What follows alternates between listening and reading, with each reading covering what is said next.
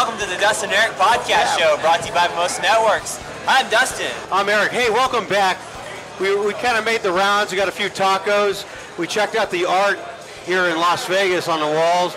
We got armadillos, masks. It's fantastic. This is a Chinese Mexican restaurant that we're China live at. Poblano. And this guy's putting down the tacos like I haven't seen him. Maybe one, yeah. So we have Bob Summers here from GoGig, and we have Mike Hammett, the infamous podcaster and internet provider, with us. I've been famous for many things. He's pretty famous on Facebook, so I'm sure if you guys are anything WISP, you know who Mike is. I am not famous on Facebook. Not yet, anyway. Never. So Bob, why don't you tell us a little bit that app. Tell us a little bit about yourself and what you do. Yeah, so GoGig is WISP in Southwest Virginia. I've actually been doing wireless internet for 20 years. I needed internet in my house 20 years ago and deployed a Motorola Canopy system. But about 4 years ago, started getting serious about building a business in Southwest Virginia, and looked at a number of offerings out there and picked Mimosa. So why did you pick Mimosa? You know, there were a lot of various features of the products I was looking at, but the number one reason I picked Mimosa was cloud management. The ability to look at all of my APs, all of my CPEs from the cloud and manage it from anywhere in the world was the number one reason that I picked Mimosa. We were using cloud management for other networking products, and it just made dead sense. And then second to that, after reviewing signal strength and quality of the product itself, we just found that Mimosa was above and beyond everything else we looked at. That's great to hear. So Mike, why don't you tell us a little bit about yourself and what you do? Mike Hammett. Sure. Mike Hammett, what's your company? Where you from? Well, so I have a WISP near Chicago called Intelligent Computing Solutions.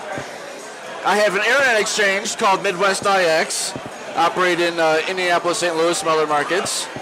And then I also have a podcast called The Brothers WISP. All right. Wow. You're spread out. You get geographically spread out a bit. Yeah. You're a pretty busy guy. Yeah, and then I have some contract consulting type work that one of those guys chews up about 70 hours a week. So you've got a little Mimosa running your network. Yeah, I've got, say, over half of my backhauls are B5Cs, and some B5s, I suppose. And I'm working towards getting the rest of them replaced with B5s or B5Cs, depending on the situation. And you've got a running joke going where you say, hey, give me some call tags and send me your Mimosa gear. Yeah, so I see it, I say all the time, because it's once a month somebody complains, I can't stand Mimosa, get rid of this stuff, I'm going to tear it down, blah, blah, blah, blah. And I say, if you don't want it, I'll take it, because it works great for me. Right. I've got, so most of these replaced Ubiquiti Rocket M5s, or were new builds after I started using Mimosa. And in my area, there's a lot of WISP competition. Right. I see guys talk about other operators building in towards them, and it doesn't happen all the time. But I see some guy worried about some new guy coming in, and I ask him, where's he at? How much the overlap? Well, he's 45 miles away, but he's building this way. Yep. I'm like, no, that's not competition. That's not even close. No. It's like my network is not 45 miles across, and I checked last month at a request of someone at WISPA. I have 23 WISP competitors that touch my network somewhere. That's a lot of competition. Wow. That is. Now, they're not all in one spot, but I'm only 45 miles at most from one side to the other, and they touch somewhere. So they're geographically right there on the outskirts, and you got to maintain those clients, keep it rock solid, keep the clients happy, and these guys keep them backed off. They're over here. Yeah, so I've got one. Build it out. One tower. I've got five backhauls off of. Right. There's another WISP on the same tower. He's using a B5 Lite backhaul. And so I think I'm going to buy him a B5 just so that we can sync, right, and he can stop wasting spectrum. I say wasting because That's nice of you. well, That's interesting. Yeah. it helps me because that's 80 megahertz I'm not having to fight with anymore of coordination. Right. Interesting. You got 2 5 gig WISPs on the same tower. I have 5 backhauls and a bunch of sectors. He has a backhaul in sectors. The real estate's pretty tight on, pretty built up on these towers. And then busy. Well, it is on a water tower, so we're, there's no vertical separation. We're all right there. Yeah. A quarter mile away is another tower with another WISP. Used to be a local guy. Now it's part of Rise, the largest WISP in the U.S. Right. They've got, I think, 10 access points on that tower in 5 gig, not to mention backhauls. Yeah. And that presents an RF challenge. And not to mention all the other WISPs in the area. And I laugh when I see guys on Facebook say, they can't use the B5 platform because of it can't handle interference, and until they go to somebody else. And I say, well, the B5 is the only platform that I can use that's affordable, because of the auto everything. Moving around interference, getting smaller, getting bigger, as allowed. I wouldn't survive because I'd be manually changing backhauls 10 times a day. So you're a busy guy now, but you'd be even busier if auto everything didn't exist. Can you just have just enough rejection off the sides just to stay in business right there, right at these separations? Co-located places.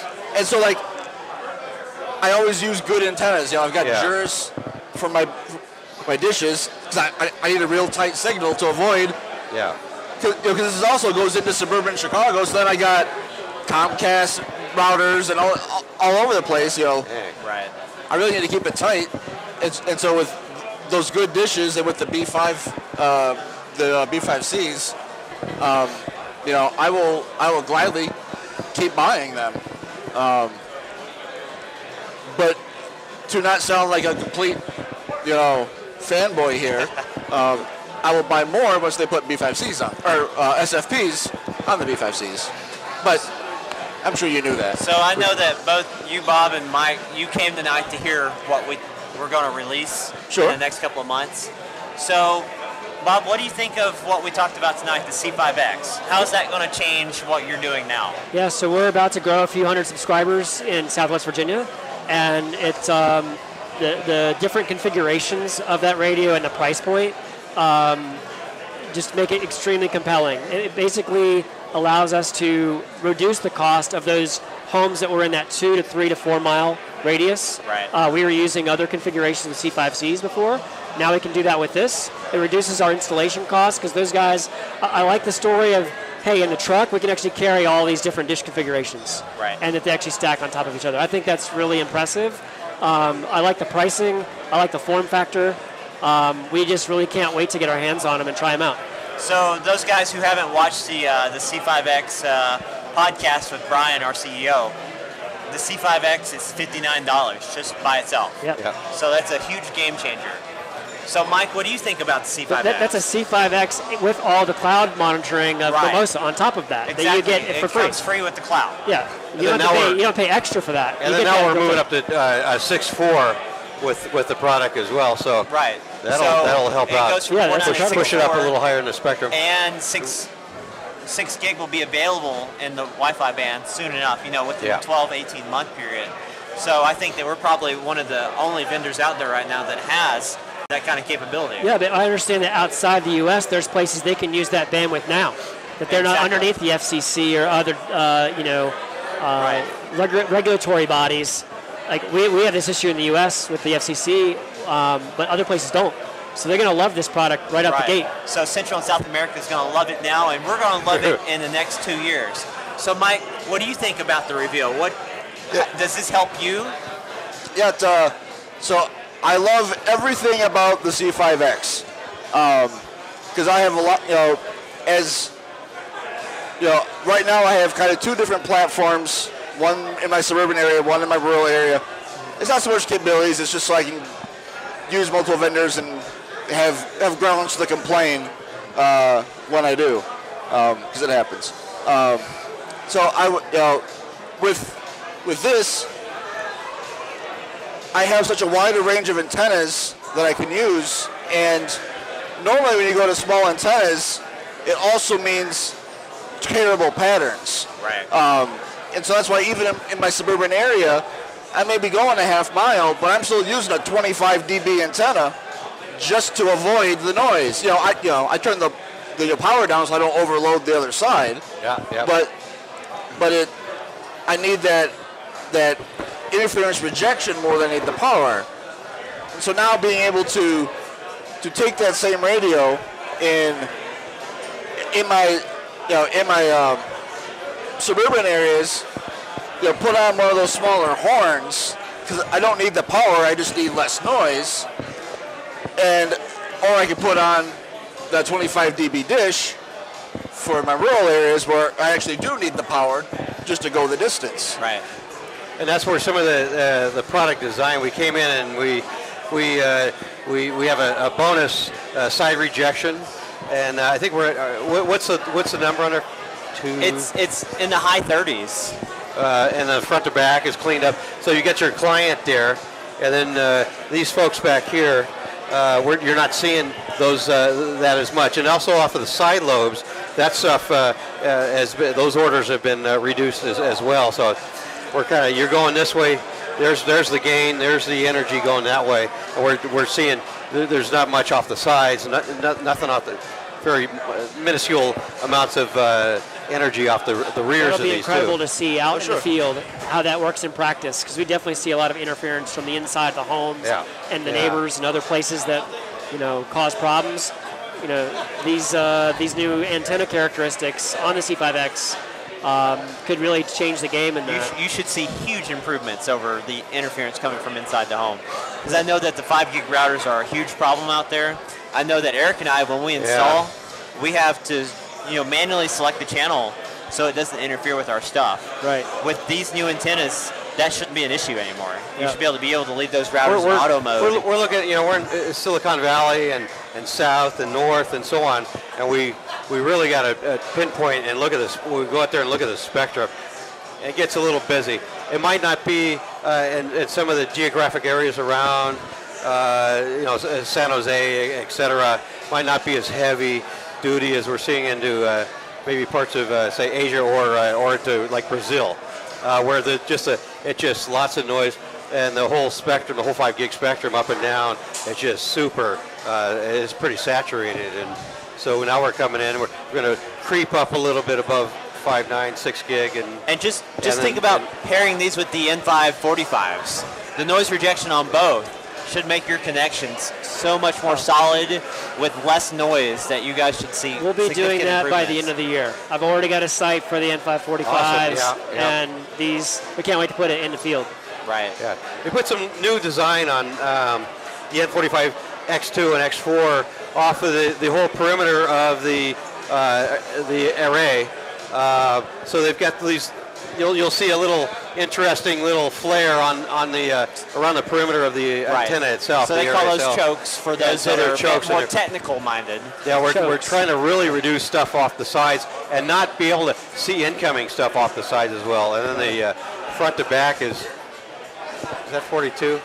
Yeah, 43. 43 dB. Here's your energy forward on our N45s, and it's 40. Just this much off the backside. It's like, so it's they've been working out great in the field and so forth so far. All right, guys. Well, I really appreciate you guys coming on. Yeah. If you guys need more information about the N545, we've got plenty of videos about that. We have C5X videos out as well. So. We'll catch you guys on the next podcast. Again, Bob, Mike, thanks for coming on. Appreciate it. Sure, thanks, guys. Thank you, Eric. Thank you. Thanks for tuning in. Please hit the subscribe or follow button to stay up to date with our latest podcast, which will be available on YouTube, iTunes, Google Play, and SoundCloud.